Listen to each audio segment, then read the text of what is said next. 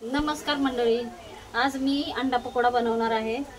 मी त्यासाठी हे अंडे शिजवून घेतले, उकडून घेतले हे अंडे एवढे। आणि पकोड्यासाठी हे चण्याचं पीठ आहे, ह्याच्यात मिरची पावडर, धना पावडर आणि हळद टाकलेली आहे ह्याच्यात। आणि ही हिरवी मिरची, लसूण आणि कोथिंबीर ह्याची पेस्ट आहे। चला आपण सुरुवात करूया पकोडे बनवायला। हे अंडे मी सोलून घेतलेत आता एवढे चांगले। आता बघा, ह्याला हे करण्यासाठी हे बेसन आपण मिक्स करून घेऊ। ह्याच्यात हा मसाला वाटलेलं वाटून हे सगळं टाकू।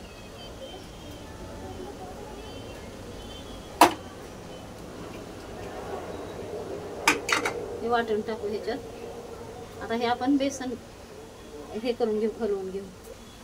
आता लागल तसं पाणी ह्याच्यात टाकून थोडं थोडं, जास्त पातळ करायचं नाही, थोडंस एकदम मीडियम करायचं, एकदम खूप पातळ नाही करायचं।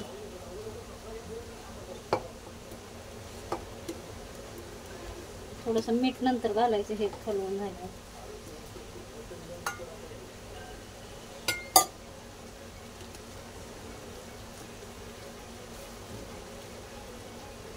असं आपण हे सगळं बेसन एकदम एकजीव करायचं।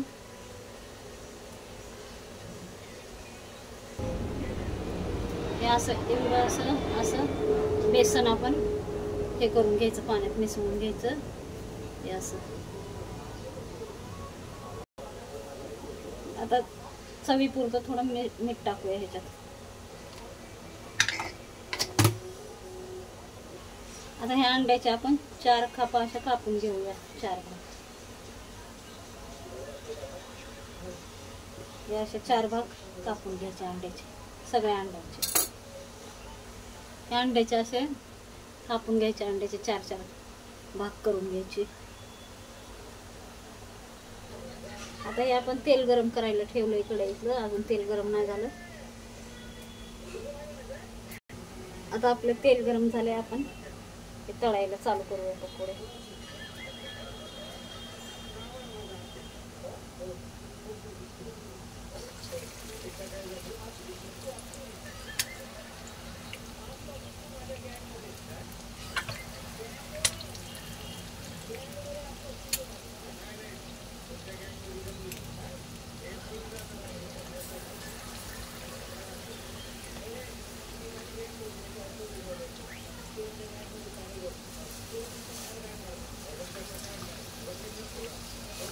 अशा प्रकारे आपण सगळे तळून घेऊ।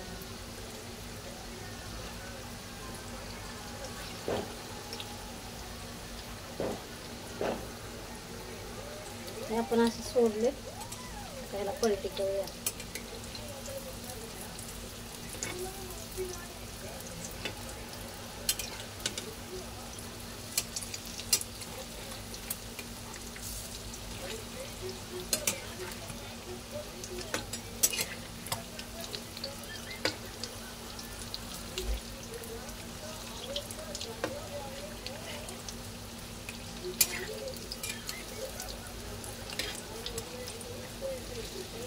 छान असं गोल्डन कलर येईपर्यंत आपण हे तळून घ्यायचे चांगलं फ्राय।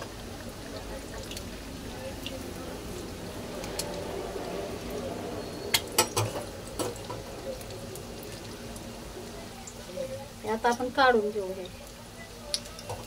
हे सगळे तळलेत आता छान एकदम गोल्डन कलर झाले।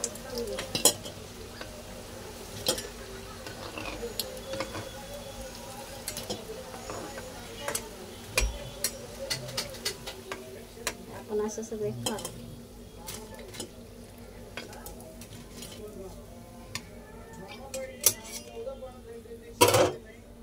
हे अशा पद्धतीने असे तळून घ्यायचे छान। हे बाकीचे पण आपण तळून सगळे। अशा प्रकारे आपले सगळे अंडा पकोडा तळून झालेला आहे।